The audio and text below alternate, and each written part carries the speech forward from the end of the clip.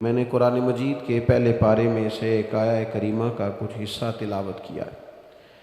اللہ کریم نے ارشاد فرمایا کہ فَكُلَّمَا جَاءَكُمْ رَسُولٌ بِمَا لَا تَهْوَىٰ،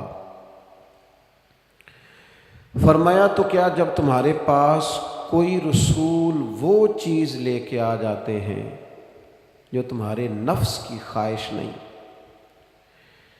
پیغمبر ایسی چیز تمہارے پاس لے آئے جن کو تمہاری خواہش تمہارا نفس قبول نہیں کرتا،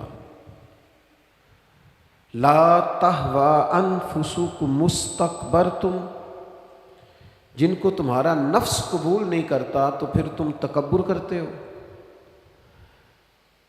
تمہارے نفس پر وہ چیز گراں گزرتی ہے، تمہاری خواہش کے وہ چیز خلاف ہوتی ہے، تمہاری مرضی کے مخالف ہوتی ہے، پھر وہ تم اس سے تکبر کرتے ہو۔ فَفَرِيقًا كَذَّبْتُمْ، تو ایک گروہ ان میں سے انبیاء کو جھٹلاتا ہے، معاذ اللہ، ایک گروہ کیا کرتا ہے؟ نبیوں کو جھٹلاتا ہے، نبیوں کو، اور دوسرا اس سے بھی آگے بڑھ جاتا ہے، وَفَرِيقًا تَقْتُلُونَ، اور ایک گروہ ان کو شہید کر دیتا ہے۔ انبیاء کرام علیہم السلام کی جو تعلیمات ہوتی ہیں وہ کامل، اکمل اور مکمل ہوتی ہیں۔ انبیاء کرام علیہم السلام معصوم ہوتے ہیں۔ نبیوں میں معاذ اللہ نہ ظاہری طور پر کوئی نقص ہوتا ہے نہ باطنی طور پر نقص ہوتا ہے۔ اللہ تعالیٰ انبیاء کرام علیہم السلام کو بڑے قبیلوں میں پیدا فرماتا ہے، ان قبیلوں میں جو اس دور کے اندر لوگوں میں بڑی قدر کی نگاہ سے دیکھے جاتے ہیں، ان میں نبی آتے ہیں۔ انبیاء کرام کو اللہ تعالیٰ حسن و جمال دیتا ہے، قد و قامت دیتا ہے، ان کو اللہ تعالیٰ پر وجیح چہرے دیتا ہے، کامل تعلیمات دیتا ہے۔ اور سب سے بڑی بات یہ ہے کہ انبیاء معصوم ہوتے ہیں، ان کے اندر کوئی نفسانی خواہش ہی نہیں ہوتی، نبی کوئی خطا کرتے ہی نہیں۔ کامل، مکمل، اکمل تعلیم نبی لے کے آتے ہیں، لیکن اللہ کا قرآن کہتا ہے کہ جب وہ چیزیں تمہاری نفس کی خواہش کے خلاف ہوتی ہیں، چیزیں بالکل مکمل ہیں، کامل ہیں، اکمل ہیں، نبی معصوم ہیں۔ عام آدمی اگر کوئی بات کرتا ہے تو اس کی بات میں نقص رہ جاتا ہے، کمزوری رہ جاتی ہے، کسی دانشور سے، کسی شاعر سے، کسی ادیب سے، کسی آپ جس نے اپنی دانش بینش کے حساب سے کوئی بات کی ہے، آپ اگر اس سے کوئی تربیت لیتے ہیں تو اس کی بات میں کمزوری رہ جائے گی، عام آدمی ہے۔ انبیاء کرام علیہ السلام کی تعلیمات جو ہوتی ہیں وہ ذاتی نہیں ہوتی، وہ وحی الہی کے ساتھ ہوتی ہیں، ان میں کمزوری کوئی نہیں ہوتی، نقص کوئی نہیں ہوتا۔ انبیاء کرام علیہ السلام خوبصورت ہوتے ہیں، نورانی ہوتے ہیں، یعنی کسی بندے نے معاذ اللہ ان سے کوئی ایسی چیز نہیں دیکھی ہوتی جس سے کہ قباحت پیدا ہو، نقص پیدا ہو۔ انسان دور ہٹے، انہیں اللہ تعالیٰ ظاہری، باطنی، معنوی حسن دے کے دنیا میں بھیجتا ہے، کیوں نہیں لوگ مانتے؟ 950 سال حضرت نوح علیہ السلام نے تبلیغ فرمائی، اور میرے بھائی 1.5 دن میں بندہ تھک جاتا ہے، اکتا جاتا ہے، ہف جاتا ہے، عام آدمی کی بات کر رہا ہوں۔ 950 سال تبلیغ کی، اور تبلیغ کرنے والا بندہ کامل ہے، مکمل ہے، اکمل ہے، دردمند ہے، سونا ہے، نہیں ماننے لوگ۔ کیوں؟ قرآن کہتا ہے اس کی وجہ یہ ہے کہ چیزیں وہ ہیں جو ان کے نفس کی خواہش کے خلاف ہیں، جو یہ ان کے نفس کی اور باطنی جو خواہشات ہیں ان کے مخالف ہیں، نہیں مانتے۔ حضرت موسیٰ کلیم علیہ السلام بنی اسرائیل کو نجات دینے کے لیے آئے تھے، راحت دینے کے لیے تشریف لائے تھے، لیکن آپ ان کے مطالبات دیکھیں کس قدر تکلیف دی۔ کبھی کہتے تھے نہیں مانتے جب تک اللہ کو اعلانیہ نہ دیکھ لیں، کبھی وہ کوئی مطالبہ لے کے آ جاتے، کبھی وہ پانی کا مطالبہ کرتے اور کہتے 12 چشمے الگ الگ چاہیے، کبھی وہ من و سلوہ کا مطالبہ کرتے، کبھی کہتے من و سلوہ تو آتا ہے پر ایک جیسا کھانا ہے، ہمیں تو الگ الگ چاہیے، وہ اجناس چاہیے جو زمین سے اگنی ہے۔ حضرت موسیٰ خوبصورت تھے، نورانی تھے، پر وجیح تھے، اور کمال یہ ہے کہ رب کے اتنے پیارے ہیں جن سے رب کلام فرماتا ہے، لیکن قوم ہے کہ تسلیم کرنے کو تیار نہیں، ماننے کو تیار نہیں۔ فقط اتنی بات ہے کہ وہ تعلیمات وہ ہیں جو ان کے نفس کی خواہش کے خلاف ہیں، اور ذرا سا انہیں موقع ملا، حضرت موسیٰ علیہ السلام 40 دنوں کے لیے کوہ طور پہ تشریف لے گئے تو پیچھے سے ایک بچڑے کی پوجا شروع کر دی۔ جناب کلیم واپس آئے تو پھر طرح طرح کی ہیلے بازیاں، حضرت یوسف علیہ السلام کا تو حسن مشہور ہے نا ساری دنیا میں، دنیا جانتی ہے نا کتنے سونے تھے، تو کیا اتنا خوبصورت آدمی بھی کنویں میں ڈال دیا جاتا ہے؟ کیا اتنا حسین آدمی بھی بازار میں بیچ دیا جاتا ہے؟ کیا اس قدر شخص جو ظاہری باطنی طور پر نورانی ہو، اس شخص پر بھی الزامات دھر کے جیل میں ڈال دیا جاتا ہے؟ مخلوق تو فنکار ہے اس درجہ کے پل بھر میں سنگے در کعبہ سے بھی اصنام تراشے، اور تم کون ہو کیا چیز ہے داغے کبابی، لوگوں نے تو مریم پہ بھی الزام تراشے، حضرت مریم سلام اللہ علیہ پر بھی، اور جناب عیسیٰ جن کو اللہ نے کھلے معجزات دیے، کوئی ضرورت تھی کسی اور چیز کی؟ جو بچہ پنگوڑے میں ہی کہہ رہا ہے انی عبداللہ، میں اللہ کا بندہ ہوں، کھلے معجزات اور وہ بھی پنگوڑے میں۔ لیکن قرآن کہتا ہے تعلیمات وہ تھی کہ جو ان کی نفس کی خواہش کے خلاف تھی، لہذا نفس کی خواہش، وہ جو ایک جگہ پہ قرآن مجید نے کہا نا کچھ لوگوں نے نفس کی خواہش کو خدا بنا لیا، وہ چونکہ خواہشات نفسانیہ کے خلاف تھیں، نتیجہ اس کا یہ نکلا کہ ان لوگوں نے پیغمبروں، رسولوں، انبیاء، اللہ کے محبوب بندوں کو جھٹلا دیا، یہاں تک کہ قتل کر دیا۔ حضرت زکریہ علیہ السلام جیسے لوگوں پر آرے چلا دی، شہادتیں ہو گئی انبیاء کی۔ وجہ کیا تھی؟ نفس کی خواہش کے خلاف تعلیمات تھی انبیاء کی، نہیں تسلیم کیا۔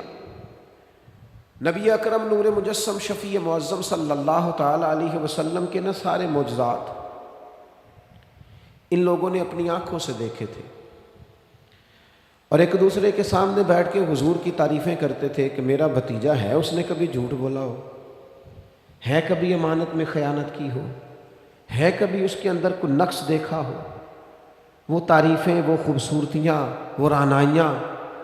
لیکن جب حضور نے اعلان نبوت کیا نا، اب وہ جو خواہشات نفسانیہ تھی نا، وہ جو باطن کے اندر خواہشات مچلتی تھی، میں سردار ہوں، میرے ڈھیر سارے غلام ہونے چاہیے، میں کسی کو اپنا داماد قبول نہیں کرتا لہذا بیٹی کو زندہ دفن کروں گا، میں یہ کیسے قبول کر لوں کہ غریب آدمی میرے برابر میں آ کے بیٹھ جائے، برادری کی اونچ نیچ کیسے چھوڑ دوں۔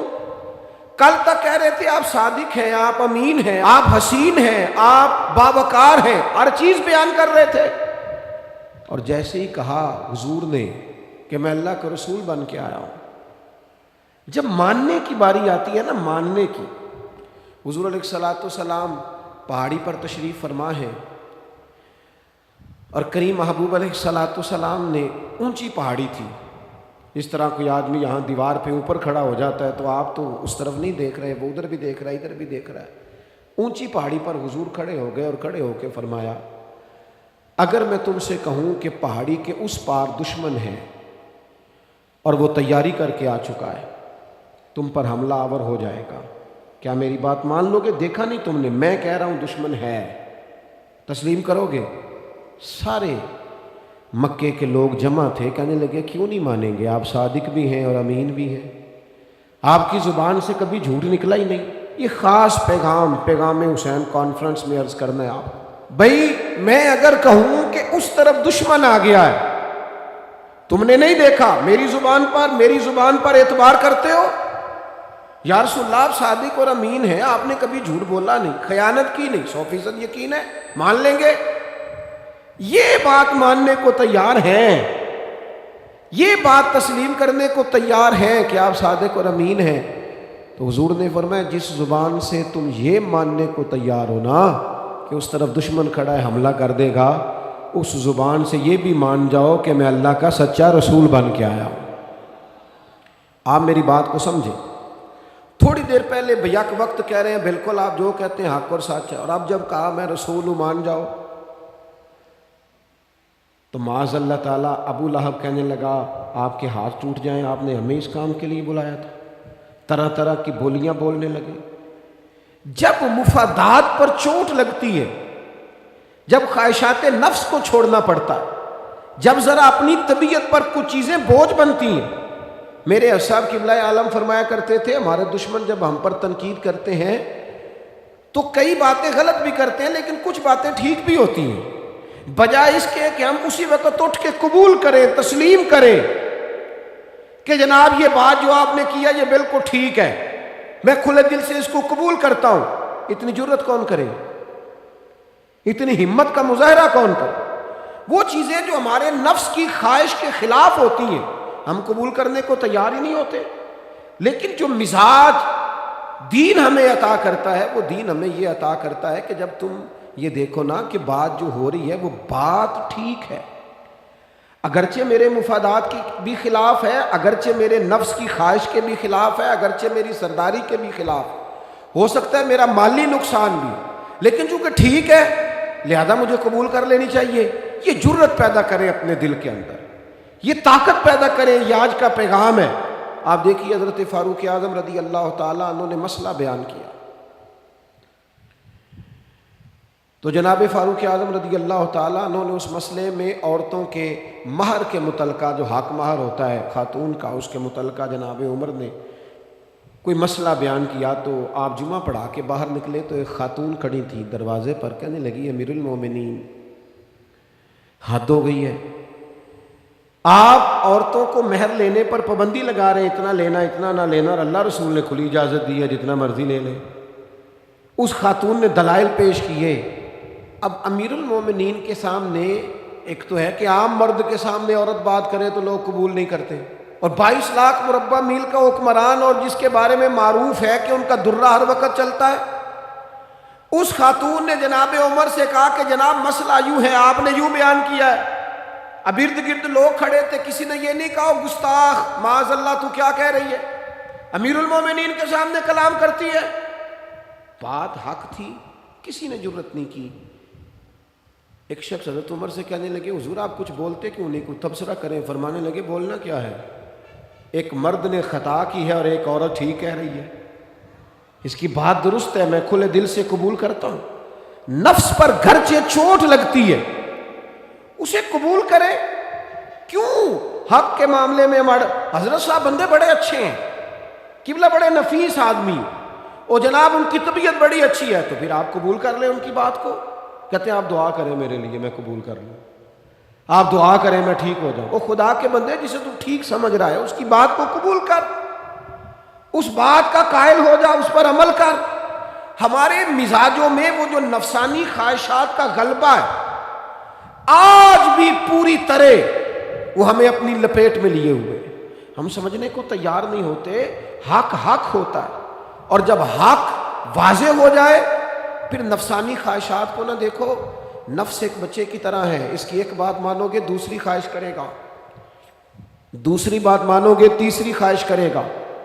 اللہ کے محبوب علیہ السلام نے دعا فرمائی ہے، مسند امام احمد بن حنبل میں موجود ہے. حضور اللہ کی بارگاہ میں عرض کرتے ہیں تعلیم امت کے لیے، صرف ہمیں سمجھانے کے لیے، ورنہ تو معصوم عن الخطا ہے. محبوب اللہ کی بارگاہ میں عرض کرتے ہیں اے اللہ مجھے اس خواہش سے بچانا جو ایک اور خواہش میں مبتلا کر دے، اس خواہش سے بچانا جو خواہشات کے دروازے کھول. ہم اپنے نفس کو لے کر دین کے مقابلے میں کھڑے ہو گئے. میری برادری کہتی ہے کہ شادی میں ڈھول بجے گا، تماشا ہوگا، اور اللہ رسول کہتے ہیں کہ اس میں شریعت کا بول بالا ہوگا، پتہ چلے گا جیتتا کون ہے. میری اولاد کہتی ہے کہ اس راستے جانا ہے، رب رسول فرماتے ہیں اس راہ پہ جانا ہے. نفس کی خواہش اور ہے، اللہ رسول کا حکم اور ہے. ہم اس کو تسلیم کرنے کو تیار نہیں ہوتے. معافی مانگنی پڑ گئی ہے ایک بندے سے. ہماری جو بنائی ہوئی قبیلے اور برادریوں میں اونچ نیچ ہے اس کے حساب سے ہم بڑے قبیلے سے ہیں، وہ چھوٹی قبیلے سے ہم نے جو بنائی ہے، ورنہ تو قبیلے فقط تعارف کے لیے ہوتے. معذرت کرنی پڑ گئی ہے. لیکن کمال ہے ہمارے مزاج میں وہ پیدا ہو. اللہ رسول کو راضی کرنے کے لیے تھوڑی دیر اپنے نفس کو کچلے. ممکن ہے ایسا ہو؟ کرتے ہی نہیں ایسا، مزاج نہیں بنایا. ہمارے نفس کی خواہش کے مطابق اگر چلے پھر سارا. آپ یقین کریں لوگ استادوں کے پاس جا کے عزتیں اور پروٹوکول ڈھونڈتے ہیں، پیروں کے پاس جا کے عزتیں اور پروٹوکول ڈھونڈتے ہیں. ایسی جگہوں پہ جہاں پروٹوکول دینے کی باری تھی وہاں بھی لینے کے چکر میں پڑ جاتے. دینی کاموں میں اگر 4 لوگ ایک جگہ پہ اکٹھے کیے جاتے ہیں نا، یہاں دینی کام کر لو، تو وہاں جھگڑا شروع ہو جاتا ہے. دینی کام تو کرنا ہے پر آگے کون لگے گا. دینی کام تو کرنا ہے پر اس میں سربراہی کس کو ملے گی؟ دینی کام تو کرنا ہے، اس میں نام کس کا ہوگا؟ اس میں بڑا قد کس کا شمار کیا جائے؟ اس طرح قومیں آگے بڑھتی ہیں۔ اہل حق اس طرح ہوتے ہیں، سب سے آگے اپنے نفس کو رکھا جائے اور پھر انسان کا انقلاب آ جائے، یہ کیسے ممکن ہے؟ حضرت ابو ذر غفاری، میں قربان اس شخص پر، سیدنا ابو ذر غفاری اس امت کے درویش فقیر، ایسا شخص جس کے بارے میں محبوب نے فرمایا زمین کے اوپر اور آسمان کے نیچے میرے ابو ذر سے سچا بندہ کوئی نہیں۔ اتنا بڑا آدمی زندگی فقر و فاقے میں گزار دی، اپنے مزاج پر طاری کر لی چیزیں کہ بس وہ سادگی جو ہمیں ہمارے رسول نے سکھائی ہے اسی میں رہنا ہے۔ حضرت ابو ذر غفاری گفتگو ہو رہی تھی، بات چیت ہو رہی تھی، جناب بلال حبشی رضی اللہ تعالیٰ عنہ کے ساتھ محو کلام تھے۔ حضرت بلال نے اپنے آپ کو سمجھا لیا تھا کہ میں دروازہ رسول کا گدا ہوں۔ کچھ لوگ نا غلام بے دام ہوتے ہیں، بے دام۔ ہمارے ہاں نا کچھ لوگوں کا پروٹوکول ہوتا ہے اور کچھ لوگ ایسے ہوتے ہیں جو صبح سے لے کے شام تک جھاڑو دے رہے ہوتے ہیں، خدمتیں کر رہے ہوتے ہیں۔ میں آپ کو صحیح معنوں میں بتاؤں تو اصل حقدار وہ ہوتے ہیں لوگ، اصل ڈیوٹیاں ان لوگوں کی ہوتی ہیں۔ حضرت بلال حبشی نے طے کر لیا تھا کہ میں نے بس نوکری کرنی اور توجہ سے کرنی ہے۔ اور میں آپ کو دل کی بات بتاؤں، میں نے بڑے کیمرے دیکھے اپنی زندگی میں، میں نے بڑا کچھ دیکھا تھوڑے وقت میں۔ میں آپ سے عرض کروں، وہ بڑی مزیدار زندگی ہوتی ہے جس میں انسان تھوڑا پیچھے بیٹھا ہوا ہوتا ہے، جس میں نا بہت سارے کام ہیں۔ میں تھوڑے دن پہلے ایک جگہ جماعت کرانے کے لیے کھڑا ہوا، ایک صاحب نے جماعت کی ویڈیو بنانی شروع کر دی، بعد میں مجھے دوست بتانے لگے وہ خدا کے بندے، عبادت تقریر میں کبھی رونا آ جاتا تھا، دعا میں رونا آ جاتا تھا، میں نے ضبط کرنا شروع کر دیا، چھوڑ دیا۔ لوگ آنسو بیچنے لگ جاتے، پیر صاحب رو پڑے۔ پیر صاحب کس بات پہ رو؟ او خدا کے بندو، پیر کو معافی لے لینے دو اللہ رسول سے، اپنے لیے اپنے سنگیوں کے لیے اللہ کے حضور اسے آنسو بہانے دو۔ کوئی چیز تو کیمرے سے باہر رہے، کچھ چیز تو۔ کیا خوبصورت لفظ ہے مولا علی شیر خدا کے، فرماتے ہیں اسے مبارک ہو جسے تھوڑے لوگ جانتے ہیں، اسے مبارک ہو۔ سے ثبوت نہ پچھو میتھوں، پلائے نظر کرم کا دھوئی، اے میں جانا یا دل بر جانے غیر نہ جانے کوئی، میں مسکین پرانا خادم کسے در ملی نہ ٹوئی، اے تے واسف یار نے نظر جو کی تھی تے واسف واسف ہی ہوئی۔ یہ تو اس کا فیصلہ ہے، ہمارے لیے مقام شکر ہے، ہر مقام پر شکر گزار ہیں، عاجزی کرتے ہیں، لیکن جو معاشرے کا ماحول بن گیا، یعنی ایک بندے سے بھی آپ بغیر کیمرے کے ملاقات ہی نہیں کر سکتے۔ وہ زیارت کرنے آتا ہے اور وہ ساتھ کہتا ہے 30 سیکنڈ کا میں نے کلپ بھی بنانا ہے، وہ تو زیارت ہو گئی، بس ختم ہو گئی بات۔ یہ کون سی زیارت ہے جو تو نے قید بھی کرنی ہے ساتھ؟ خدا کا خوف کرے، کیا کس طرف ہم جا رہے ہیں؟ بہرحال عام دام برسر مطلب، حضرت بلال حبشی نے طے کر لیا تھا اپنی زندگی میں سادگی، پیچھے پیچھے رہنا ہے۔ وہ شہرت سے بچنے والا پیچھے پیچھے رہتا ہے، اور میرا جی چاہتا ہے ساری غزلیں اس ظالم کے نام کریں۔ کچھ لوگ طے کر لیتے ہیں میں نے پیچھے پیچھے رہنا ہے، ان کے اعلان کیے جاتے ہیں، بلایا جاتا ہے، پھر بھی پیچھے نکل جاتے ہیں۔ جو عرض کرنا چاہتا ہوں، حضرت سیدنا بلال حبشی نے طے کر لیا تھا۔ ایک دن کسی بات میں نا ہو جاتا ہے رائے کا اختلاف، رائے کے اختلاف کو کبھی مخالفت نہ بنائیں، اپنوں سے اختلاف ہو تو اختلاف رائے رکھیں، رائے دیں، حکم کبھی نہ دیں۔ ہمارے یہاں لوگ حکم دیتے ہیں، رائے نہیں دیتے، بعد میں ادھر ادھر بیٹھ کے شکوے کرتے ہیں، دسو جی میری منی نہیں، وہ بھی تیرے سے مشورہ لیا تھا، قبول بھی ہو سکتا ہے، رد بھی ہو سکتا ہے، ختم ہو گئی بات۔ کسی بات میں جناب ابو ذر غفاری کا اور حضرت بلال حبشی کا رائے کا اختلاف ہو گیا۔ اب حضرت بلال حبشی غلام ہے، جناب ابو ذر بڑے قبیلے سے، تو جناب ابو ذر غفاری نے بات کرتے کرتے حضرت بلال کو کہہ دیا، او حبشن کے بیٹے، تھے بھی وہ حبشن کے بیٹے، لیکن حضرت بلال کے دل کو تکلیف ہوئی۔ بعض لوگ کہتے ہیں میں نے سچ ہی بولا ہے، سچ اپنے بارے میں بولنا، تو دوسروں کے بارے میں سچ بولتا ہے، اپنے بارے میں بول، صرف تو دوسروں کے لیے بولے۔ او جی میں نے سچ ہی تو بولا تھا، سچ بولنے کی بھی حکمت ہے، سچ بولنے کی سب سے بڑا سچ کسی کو اللہ کی طرف بلانا ہے، اور میرا رب فرماتا ہے ادعو الی سبیل ربک بالحکمہ، کسی کو اللہ کی طرف بھی بلاؤ تو دانائی کے ساتھ، حکمت کے ساتھ، سب سے بڑا سچ بھی بولو تو دانائی کے ساتھ۔ تو نے سچ بولا ہے اور تو نے لوگوں کا کلیجہ چیر کے رکھ دیا. یہ کیا انداز ہوا تیرا سچ بولنے کا؟ یہ کیا طریقہ ہوا؟ حضرت سیدنا بلال حبشی رضی اللہ تعالیٰ عنہ کو جناب ابو ذر غفاری نے کہا حبشن کے بیٹے بات سچی تھی. حضرت بلال کو تکلیف ہوئی، کونے میں بیٹھ کے روئے، اور غلام روئے اور آقا کو خبر نہ ہو. تڑپے جو ہم یہاں تو مدینے خبر گئی. حضور علیہ السلام پتہ چلا، محبوب نے منبر سجایا. حضور کی عادت تھی نامینیٹ کر کے اصلاح نہیں کرتے تھے، بائی نیم نہیں، نامزد کر کے نہیں، اوورال بات کر دیتے، سمجھنے والے سمجھ جاتے. حضور فرمانے لگے لوگوں کو کیا ہو گیا؟ میں نے تو جاہلیت کی ساری باتیں پاؤں تلے رون دی تھی، ابھی بھی کہتے ہیں بلال کو حبشن کا بیٹا. حضرت ابو ذر غفاری کہتے ہیں باقی تو کوئی نہ سمجھے تو میں سمجھ گیا.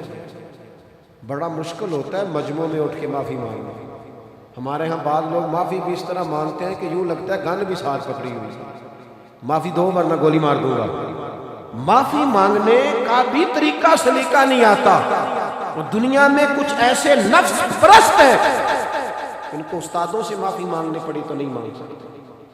مشائخ سے معافی مانگنے آتی ہے تو نفس کے بندے بن کے نفس کی غلامی کرتے ہیں، لیکن اپنی عزت کی جگہوں کو بھی درست نہیں کرتے. کتنا بڑا مجرم ہے جو باپ سے بھی معافی نہ مانگ سکے، جو ماں سے بھی نہ کہہ سکے میں غلطی کر گیا تھا. اتنی بڑی نفس پرستی. تو نے آقا بنا لیا اپنے نفس کو اپنا. مجمع میں معافی مانگنا، اعتراف کرنا، حق کو قبول کرنا، اپنے نفس کو ذبح کرنا. حضرت ابو ذر غفاری مجمع کے بیچ اٹھ کے کھڑے ہوئے، چمکتا دمکتا چہرہ، قبولیت حق کا جذبہ، اپنے نفس کو چیر دینا اور اس پر پاؤں رکھ کے رب رسول کا قرب حاصل کرنے کا ذائقہ. جناب ابو ذر غفاری حضرت بلال کے قریب گئے اور پھر ان کے سامنے لیٹ گئے، رو کے کہنے لگے حبشن کے بیٹے اٹھا اپنا پیر اور رکھ میرے سینے پہ. میں اس قوم کو بتانا چاہتا ہوں کہ تھا تو حبشن کا بیٹا، پر جب سے مدینے والے کا کلمہ پڑا ہے کائنات میں عزت والا ہو گیا. یہ دیکھو کس نے ذروں کو اٹھایا اور صحرا کر دیا، کس نے قطروں کو ملایا اور دریا کر دیا، کس کی حکمت نے یتیموں کو کیا در یتیم اور غلاموں کو دنیا بھر کا مولا کر دیا. ہمارا نفس کی خواہش بچی، رشتے نہیں بچے. ہمارے نفس کی خواہش بچی، تعلقات نہیں بچے. نفس کی خواہشیں بچی، ہمارے اپنے نہیں بچے. نفس کی خواہشیں بچی، مال جمع ہوا، دیانتداری نہیں بچی، وعدوں کی پابندی نہیں بچی، تجوریاں بھر گئیں، روحیں اجڑ گئیں. بددیانتی سے رزق حرام سے کمایا ہوا مال، کاریں کوٹھیاں بنگلے بن گئے، باطن اجڑ گیا. اس لیے کہ نفس کی خواہش پوری کی. نفس کے سامنے اگر انبیاء کی بھی تعلیمات آئیں، لوگوں نے تکبر کیا، قتل تک کر دیا نبیوں کو، لیکن اپنے نفس کی خواہش کے خلاف جانے کو تیار نہ ہوئے. خدا را واپس آ، خدا را. وقت آیا، یہ وقت بدلتا رہا، یہ دور تبدیل ہوتا رہا. لوگوں نے اپنی بادشاہیاں قائم کرنے کے لیے بڑے بڑے قتل کیے. ہلاکو خان نے انسانی کھوپڑیوں کے مینار بنائے. لوگوں نے بڑے بڑے ظلم کیے، جبر کیے، خوف اور ہراس پھیلایا. اپنے اقتدار پکے کرنے کے لیے بڑے بڑے جبر کیے. پھر کیا ہوا؟ ایسی ایسی بیماریاں لگی جن کے علاج ہی کوئی نہیں تھے دنیا میں. بھری ہوئی تجوریاں، پیسے باہر گر رہے ہیں، اور ڈاکٹر کہہ رہا ہے تیرا مرض ہی وہ ہے جس کا علاج ہی کوئی نہیں. اللہ تبارک و تعالیٰ کے قانون سے جب لوگ ٹکراتے پھر پاش پاش ہو جاتے ہیں. وقت گزرا، ٹائم یزید کا آیا. وقت گزرا تو ٹائم عبید اللہ ابن زیاد کا آیا، ٹائم شمر کا آیا. 1450 سال گزرنے کے بعد اس ہزاروں کے مجمع میں سے ایک ایک بچے کو حدیث یاد ہے کہ حسن اور حسین جنتی جوانوں کے سردار ہیں. بتاؤ یزید کو نہیں آتی تھی؟ شمر کو نہیں پتا تھا؟ کلمہ تو پڑھتے تھے نا. عبید اللہ ابن زیاد کو نہیں پتا تھا؟ نبی پاک علیہ السلام کے کندھوں پر حسنین رہے، ان سب کو پتہ نہیں تھا؟ یہ جانتے نہیں تھے کہ یہ وہ حسنین کریمین ہیں جن کو حضور سنتے تھے، فرماتے تھے یہ میرے پھول ہیں دونوں؟ کیا بات رضا، اس چمنستان کرم زہرا ہے کلی جس میں حسن اور حسین پھول۔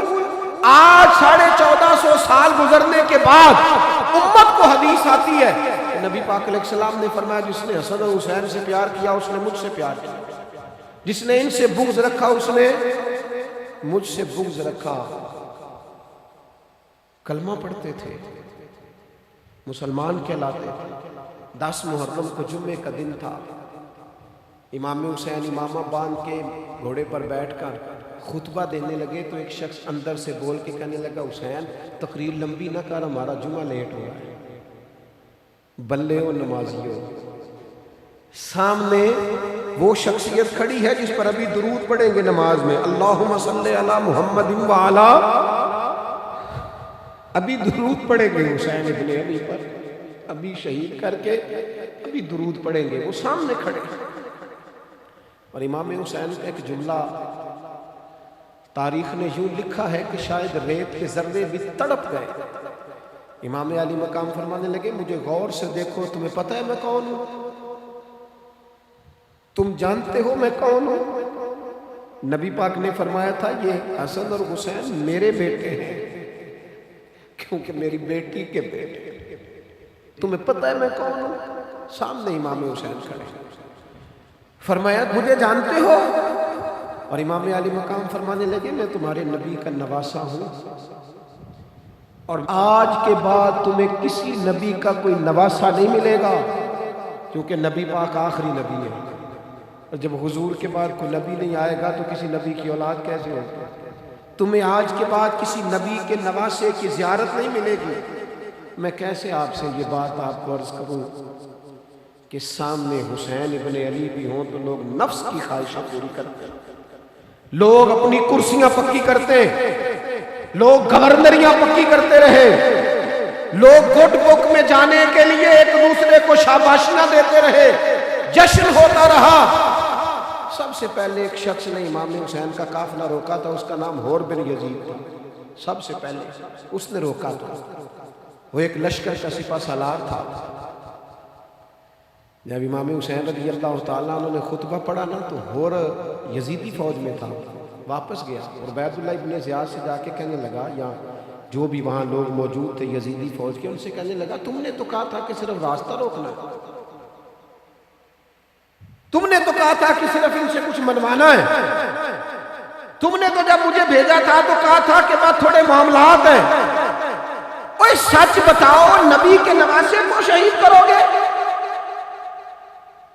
تم نے تلواریں نکال لی ہیں، نیزے نکال لیے ہیں، تیر نکل آئے ہیں، تیاری مکمل ہے، مجھے سچ بچاؤ، کیا حسین ابن علی کی گردن پر خنجر چلانے لگے ہو؟ سیدہ فاطمہ کا جگر پارا شہید ہوگا، کیا یہ خبر سچ ہے؟ یوں ہوگا؟ تو کہنے لگے ہاں یہی حکم ہے ہمیں، یہی تیاری ہے، یہی پروگرام ہے، یہی پلان ہے، یہی ہوگا۔ کہنے لگا میں اور آپ تو مدینے والے رسول کا کلمہ پڑھتے ہیں، تو کیا محبوب کے نواسے کو ذبح کرو گے؟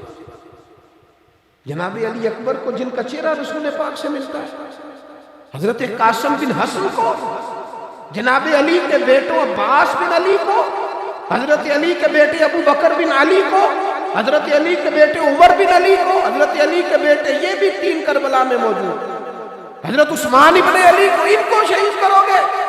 نے کہا ہاں تیاری ہو گئی ہے۔ تو سب کے ضمیر مردہ نہیں ہوتے، ہاں بڑی بڑی سخت جگہوں پہ پھول اگتے ہیں۔ اور نے جب ان سے کہا کہ تمہارا پکا ارادہ ہے، کہا پکا ارادہ ہے، تو اس نے کہا یہ زیرہ پکڑو، یہ عہدہ پکڑو، مجھے تمہارا دیا ہوا عہدہ نہیں چاہیے، حسین کے نانا کی دی ہوئی جنت درکار، یہ رکھو اپنے پاس، مجھے تمہارا ایڑی لگائی اس نے، اور دوڑا اور امام حسین کے قدموں میں گیا، کہنے لگا حضور میں مجرم ہوں، میں خطا کار ہوں، میں نے سب سے پہلے آپ کو روکا تھا، پر مجھے قسم ہے اللہ کی میں جانتا نہیں تھا ان کا ارادہ کیا ہے. حضور بھول گیا، غلطی کر بیٹھا. یہ اندھے ہوں گے، ان کی آنکھوں میں پٹی بندی ہوگی، اور مجھے تو پتہ ہے نا کہ دنیا کو پھر محمد کا نواسہ نہ ملے گا. مجھے خبر ہے اگر معافی مانگوں تو معاف کر دو گے. پہلا مجرم میں نے روکا ہے، اگر آ جاؤں تو قبول کر لو گے. یہ ظرف، یہ حوصلے، یہ توانائیاں اگر ہیں تو سیدہ فاطمہ کے دودھ میں ہیں، یہ شیر خدا کی تربیت میں ہے، یہ محبوب نے جو ان کی زبانوں کو چوسا تو اس کرم میں ہے. حضرت امام حسین نے اٹھ کے سینہ یوں چوڑا کیا، ہاتھ پھیلائے، فرمایا آجا، لگ جانا میرے سینے کے ساتھ، تو آ جانا، تو نے دیر کی، ہم تو پہلے سے منتظر تھے، تو آ جا، تیری ساری معاف ہے.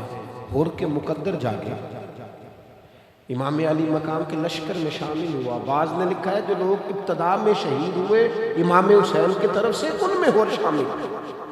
خدا را کچھ خواہشات، کچھ نفسانی باتیں چھوڑ دو. سارا دن اپنے آپ کو ہی منواتے رہنا. اپنی ضد کے سامنے لوگ بڑے بڑے ادارے تباہ کر دیتے، بڑی بڑی جماعتیں تباہ ہو گئی، بڑے بڑے آستانے خیر کے ٹوٹ گئے.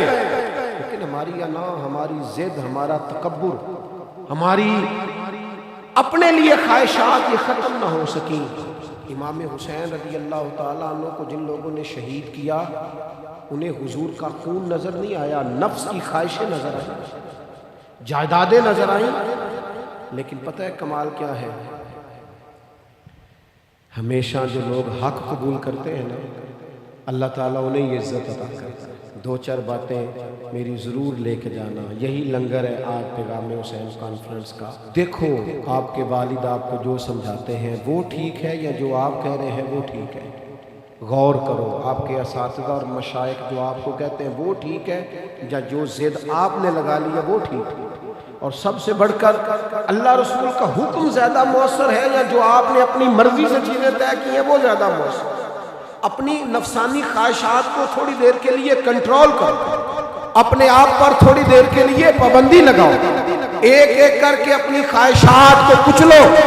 زندگی کے اندر کچھ ایسی چیزیں پیدا کرو جس سے روح تازہ رہے، دل تازہ رہے، طبیعت تازہ رہے، دین بچا رہے. جتنی طلاقیں ہوتی ہیں نا معاشرے میں، ہم سے اگر دن میں 100 لوگ مسئلہ پوچھتے ہیں تو 95 طلاق والے ہوتے ہیں. سوائے اس کے کہ نہ میاں ہارنے کو تیار تھا نہ بیوی ہارنے کو تیار تھی، بالآخر رشتہ ہی ہارا. دونوں کے ہوتے ہوئے بچے یتیموں جیسی زندگی گزارنے لگے. تھوڑی دیر کے لیے لوگ چپ نہیں کیے، سارا کچھ ختم کر لیا. اپنی مزاج کے اندر، اپنی طبیعت کے اندر تحمل پیدا کرو، بردباری. میں ایک دفعہ بہت پریشان تھا، حالات کچھ عجیب رخ اختیار کر کے بہت پریشان تھا. تو میں ایک بزرگ کی خدمت میں حاضر ہوا، میں نے کہا دعا فرمائیے گا. تو مجھے کہنے لگے سیدہ زینب کی سیرت پڑھ. تو میں نے پہلے دن آ کے کتاب کھولی نا تو دربار دمشق میں جو جناب زینب نے کلام فرمایا نا، انسان ٹوٹ جاتا ہے. لیکن انسان حق پہ ہو کہ اگر گلا بھی کٹا لینا تو اس کا مزاج طاقتور رہتا ہے، روح طاقتور رہتا ہے، اسے محسوس ہوتا ہے کہ میں کمزور نہیں پڑا. یزید نے جب کوئی بات کی نا دمشق کے دربار میں تو حضرت زینب پیچھے بیٹھی تھی پردے کے لوگوں کے درمیان. اس نے جب کوئی بات کی تو جناب زینب وہاں سے اٹھ کے، ہماری خواتین ہر بات پہ روتی ہیں، دو کہیں کہ ختم ہی نہیں ہوتے. جناب زینب پیچھے سے اٹھی پردے کے پیچھے، اور جب اپنی گرجدار آواز میں انہوں نے گفتگو شروع کی تو وہاں ایک نابینا بزرگ بیٹھے تھے جو مولا علی شیر خدا کی بارگاہ میں حاضری دیا کرتے تھے. جب سیدہ زینب نے خطبہ شروع کیا نا تو وہ بزرگ چونک گئے، اور وہ نابینا تھے تو ساتھ والے آدمی کا گھٹنا ہلا کے کہنے لگے علی آ گئے دربار میں. علی کی آواز، علی بول رہے دربار دمشق میں. زینب کا خطاب، منبر پہ علی بول رہے ہو جیسے. علی آ گئے، وہ گرج آواز، وہ تنتنا، وہ دبدبا. وہ وفاداری، وہ ان کی بات میں صداقت، کانپ گئی ہر چیز دربار کی۔ اور امام زین العابدین بیمار بھی تھے، مسافر بھی تھے، پریشان بھی تھے، لیکن جب یزید سے انہوں نے کہا نا مجھے خطبہ دینے دے، تو چند منٹ گفتگو کی امام زین العابدین نے، تو کہنے لگا اذان پڑھو جماعت کرائیں، اس لیے کہ ان کی باتوں میں وہ حق ہوتا ہے۔ میں دیکھتا ہوں ہماری سب کی اپنی اپنی خواہشیں ہیں، اپنے اپنے رویے ہیں، اپنا اپنا مزاج ہے۔ اگر لوگوں کو کسی جگہ بھی ملکی، ملی اور دینی پروگرام کے لیے جمع ہونے کو کہا جائے، ہم تیار نہیں۔ کیا کیا جاتا ہے ہمارے ساتھ؟ ہمارے ضمیر اس لیے خریدے جاتے ہیں کہ ہم خواہشات کے بندے ہیں۔ الگ الگ کر کے کسی کو کہا جاتا ہے تیرا کاروبار چمک جائے گا، کسی کو کہا جاتا ہے تیرا وہ نظام ٹھیک ہو جائے گا، الگ الگ کر کے لوگوں کو خرید لیا جاتا ہے۔ لیکن اگر خواہشات تھوڑی ہو، اللہ کی رضا پر چلنے کا جذبہ زیادہ ہو، تو میرے عزیز زندگی آسان ہو جائے گی۔ میں تو امام علی مقام رضی اللہ تعالیٰ عنہ اور یزید کے معاملے میں ایک ہی بات سمجھا ہوں، سب کو پتا تھا یہ حسین ابن علی، سب کو پتا تھا حق ان کے ساتھ، سب جانتے تھے ان سے زیادہ عظمت کسی کی نہیں، لیکن اپنے نفس کی خواہشوں پر کنٹرول نہیں کر سکے۔ پوری امت کا اس وقت مسئلہ ضروریات کا نہیں، خواہشات کا ہے۔ 2 قدم پیچھے ہٹیں خواہشوں کے لیے، 4 قدم آگے بڑھیں دین کے لیے۔ 2 قدم پیچھے ہٹیں اپنی خواہشات کو چھوڑیں، 4 قدم آگے بڑھیں ملک کے لیے، ملت کے لیے۔ 2 قدم پیچھے ہٹیں اپنی خواہشات کو چھوڑیں، 4 قدم آگے بڑھیں نظریے کے لیے اور فکر کے لیے اور امام حسین کے پیغام کے لیے۔ آج میں آپ سے گزارش کروں گا، اگر انا بچاؤ گے تو روحانیت نہیں بچے گی، اگر نام بناؤ گے تو کام نہیں ہوگا۔ فاضل بریلوی نے کہا تھا بے نشانوں کا نشان مٹتا نہیں، ہمارا تو مٹتے مٹتے بھی نام ہو ہی جائے گا۔ اپنی زندگی سے نفسانی خواہشات کو نکال دو، ورنہ یہ بڑے بڑے فضیلت معاب لوگوں کے سامنے بھی کھڑی ہو جاتی ہے، بے ادب کرتی ہے، بندے کو یہ گستاخ بناتی ہے معاذ اللہ۔ بڑی جگہ انسان زیادتیوں پہ، آج بھی کچھ لوگ کہتے ہیں فلاں آدمی اتنا نیک ہے تو پھر فلاں بندہ مخالفت کیوں کرتا ہے؟ میں نے کہا جو نبیوں کی مخالفت سے باز نہیں آئے، جو صحابہ کی مخالفت سے باز نہیں آئے، اہل بیت کی مخالفت، جو حسین ابن علی کے سامنے کھڑے ہو گئے، وہ نیک آدمی کس کھاتے میں؟ اللہ کا قرآن کہتا ہے یجاہدون فی سبیل اللہ ولا یخافون لومۃ لائم ذالک فضل اللہ یؤتیہ من یشاء۔ کچھ لوگ اللہ کے راستے میں جہاد کرتے ہیں تو لوگ ان کی ملامت بھی کرتے ہیں، انہیں برا بھی کہتے ہیں، پر وہ کسی کی پرواہ نہیں کرتے۔ یہ ان پر اللہ کا فضل ہے، اور یہ فضل رب جسے چاہتا ہے اسے عطا کرتا ہے۔ آپ حضرات آج اس محفل سے یہ لنگر لے کے جائیے گا کہ کہیں میری روحانیت کے سامنے میری نفسانی خواہشات تو نہیں کھڑی ہو گئی۔ تھوڑا سا 2 قدم پیچھے ہٹنا ہے ہم نے، امام علی مقام سے فیض لینا ہے، امام حسین کی عظمتوں کو سلام کرنا ہے۔ سر اٹھا کے جینا چاہتے ہو تو امام حسین کا طریقہ اپنانا، ان کے رستوں کے مسافر بن جاؤ۔ زندگی وقار کے ساتھ گزرے گی، خودداری کے ساتھ گزرے گی، عزت نفس کے ساتھ گزرے گی۔